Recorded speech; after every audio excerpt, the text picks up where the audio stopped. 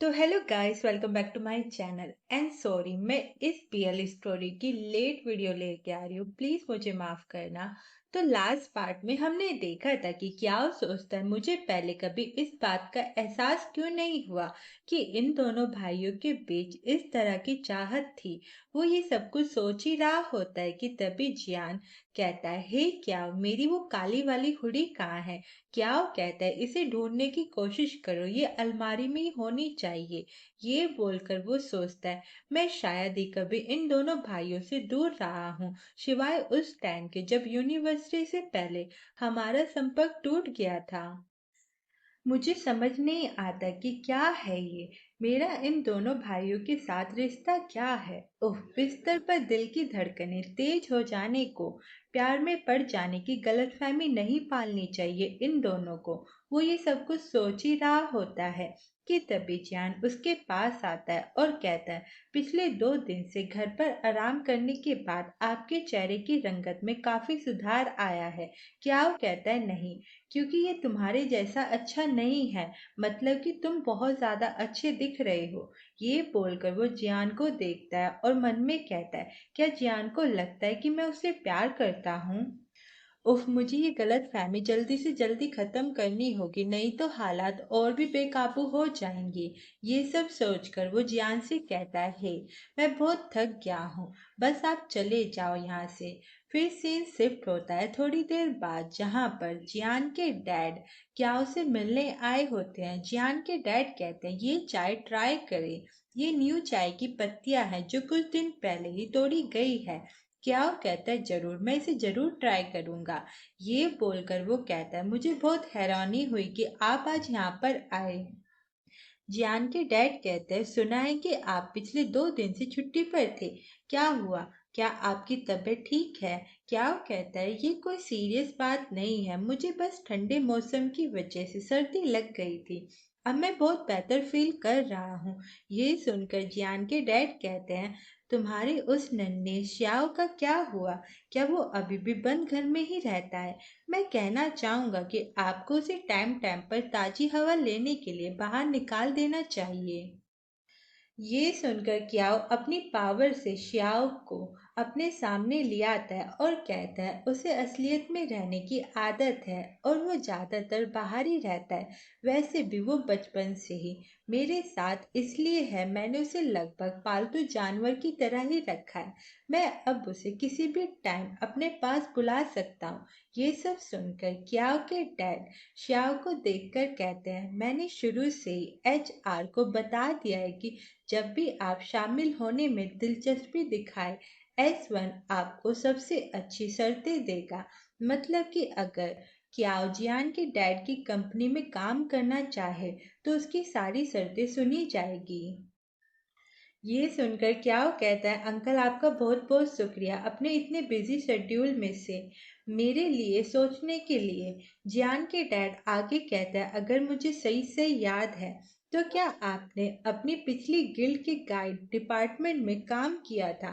क्या वो कहता है, हाँ, मैं गाइडिंग में माहिर हो गया हूँ और मुझे नॉन मैंस लैंड में कुछ अनुभव भी मिला। मुझे विश्वास है कि मैं कर सकता हूँ। ये सुनकर जियान के डैड कहते हैं, ये तो अच्छी बात है कि आप कर सकते हैं। वैसे आप सोच सकते हैं, अगर आप हमारी कंपनी में आना चाहते हैं तो आपको जल्दी नहीं है।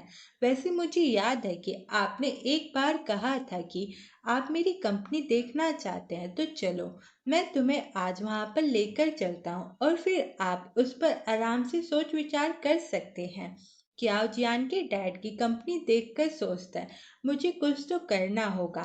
मैं हर बार झांग और जियान के साथ वो सब करके कब तक अपनी पावर बढ़ाता रहूंगा, क्योंकि वो सब करना लंबे टाइम तक का कोई सल्यूशन नहीं है। इसके अलावा अभी के हालातों को देखते हुए ये और भी जरूरी है कि ऐसा काम जारी ना रहे। मुझे ऐसी जगह तक पहुंचने का कोई तरीका ढूंढना है जहां अगर मैं अपने S क्लास स्टेटस को खो दूं तो भी कुछ बिखर जाने पर मेरी इज्जत बनी रहे। यहाँ पर बहुत सारे काम की बातें होती है, तो मैं आपको सब कुछ शॉर्ट में बताती हूँ, ठीक है। जियान के डैड कियाओ को एस क्लास बनने के बाद काफी पावरफुल मानते हैं, इसलिए वो चाहते हैं कि कियाओ उनकी कंपनी में आए। इसलिए वो उस पर पूरी नजरें भी रखे हुए हैं कि कियाओ इतना पावरफुल कैसे बन गया। जियान के डैड कहते हैं, कियाओ आज भी मेरी यही विश है कि तुम यहाँ पर काम करने के बारे में अच्छे से सोचो और इधर उधर देख सकते हो। मुझे एक अर्जेंट कॉल आया है, इसलिए मैं चलता हूँ। ये सुनकर क्याओ कहता है, ओके अंकल, आप जाओ और अपना काम कर सकते हो आप। फिर सीन शिफ्ट होता है जियान पर, जो कि आते हुए कहता है, हे क्याओ, मैं वापस आ गया हूँ। जियान यहाँ पर क्याओ के घर पर आया होता है अपना फोन लेने के लिए, क्योंकि वो सुबह जल्दी जल्दी में फोन यहीं पर छोड़कर चला गया था। उसे उसका फोन मिल जाता है। वो अपना फोन उठाने के बाद बोलता है, हे क्याओ, क्या तुम अभी तक नहीं उठे हो? दोपहर हो चुकी है। हे उठ जाओ। वो अपना फोन देखता है और सोचता है, मोम के इतने सारे मिस कॉल, क्या सब कुछ ठीक है? वो क्याओ को पूरे रूम में देखने के बाद कहता है, वो घर पर नहीं है, वो कहाँ चला गया? उफ, झांग भी गिल्ड में नहीं आया। वो अपना बनाया दलिया का बोल देखता है और कहता है, ओह, उसने दलिया खत्म कर दिया। ये सब कुछ कहकर वो अपनी मॉम को कॉल करता है। उसकी मॉम कॉल उठाते ही कहती है, जियान बेटा, श्याओली मुझे कहीं नहीं मिल रहा है, पता नहीं वो कहाँ चला गया। जियान सॉफ्ट होते हुए कहता है, चिंता मत करो मॉम, मैं अभी वहां पर आ रहा हूँ। फिर सीन शिफ्ट होता है क्याओ के ऊपर, जहाँ पर वो सारी चीजें देख रहा होता है कि तभी वहां पर कोई आता है और कहता है, मिस्टर क्याओ, क्या ये आप ही हो? क्याओ कहता है, यस, ये मैं ही हूँ। वो पर्सन कहता है, वाओ, ये सचमुच आप ही हो। ये सुनकर क्याओ कहता है, क्या हम एक दूसरे को जानते हैं? वो पर्सन कहता है, हम एक बार हान की कंपनी में इंटरव्यू देते हुए टकराए थे। ये सुनकर क्याओ कहता है, ओ हाँ, मुझे याद आया। वो पर्सन कहता है, मुझे उम्मीद नहीं थी कि हम दोबारा मिलेंगे। तो क्या आप भी S1 में शामिल हो गए हो? वैसे मैं रिसर्च डिपार्टमेंट का टेक्नीशियन हूँ, क्या तुमने भी इस डिपार्टमेंट के लिए अप्लाई किया था? क्या कहता है, नहीं, मैं अभी इस बारे में सोच रहा हूँ। यहाँ पर अभी एक पावर को बढ़ाने के लिए एक सिरम बन रहा होता है। क्या उस पर्सन से पूछता है, क्या आपकी टीम सिरम परीक्षण में शामिल नहीं है? वो पर्सन कहता है, हाँ। फिर सीन शिफ्ट होता है जियान के डैड के ऊपर, जो कि डॉक्टर से कहता है, क्या आपने उस सीरम का टेस्ट किया? वो डॉक्टर कहता है, इस तरह का एक्सपेरिमेंट आमतौर पर लैब के जानवरों पर ही किया जाता है ना? बट आपने तो अपने बेटे पर ही करवा दिया। ये सुनकर जियान के डैड कहते हैं, आपको अपने काम से काम रखना चाहिए। ये बोलकर वो कहते हैं, उसे जगाओ। डॉक्टर कहते हैं, उसकी हालत अभी ठीक नहीं है। रिजेक्शन रिएक्शन अभी भी मौजूद है। जियान के डैड कहते हैं, अगर हम ऐसे ही काम करते रहे तो मुझे विश्वास है कि हम जल्दी और तरक्की करेंगे। झांग के होश में आते ही जियान के डैड कहते हैं, क्या आप और जियान और कियाओ हाल ही में शाओली से संपर्क में रहे हैं?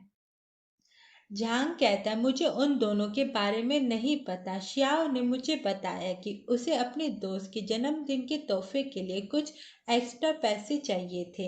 ये सुनकर उसके डैड कहते हैं, क्या हमने उसे वो सब कुछ नहीं खरीद कर दिया जो वो चाहता था? इस उम्र में उन्हें पैसों से लेन देन नहीं करना चाहिए। ये सुनकर झांग कहता है, क्या उसके साथ कुछ हुआ है? उसके डैड कहते हैं, तुम्हारी मोम उसे यहाँ पर लाई थी और वो पलक झपकते ही गायब हो गया। वो अभी भी लापता है। ये सुनकर झांग कहता है, वोट? उसके डैड आगे कहते हैं, मैं अभी किसी काम में फंसा हुआ हूँ और यहाँ से निकल नहीं सकता। मैंने इसे ढूंढने के लिए पहले किसी को काम पर लगा दिया है। तुम बस अपना काम पर ध्यान दो। ये सुनकर झांग पूछता है, उसे यहाँ पर लाने का क्या मतलब है? वो अभी बहुत छोटा है, अभी तक जागा नहीं है, मतलब कि अभी तक श्याओ जी ने ट्रांसफॉर्मेशन नहीं की है। ट्रांसफॉर्मेशन मतलब कि अभी वो नॉर्मल इंसान है, कोई एस क्लास या फिर ए क्लास नहीं बना है। तो गाइस, आज का एपिसोड यहीं पर ख़त्म होता है और मैं आपसे पूछना चाहूँगी, क्या मैं इस स्टोरी को कंटिन्यू करूँ या ये बंद ही रखूँ? प्लीज़ मुझे कमेंट करके ज़रूर बताना। आई होप आपको ये वीडियो अच्छी लगी होगी। अगर लगी है तो प्लीज़ वीडियो को लाइक करना और कमेंट करना और सब्सक्राइब करना चैनल को।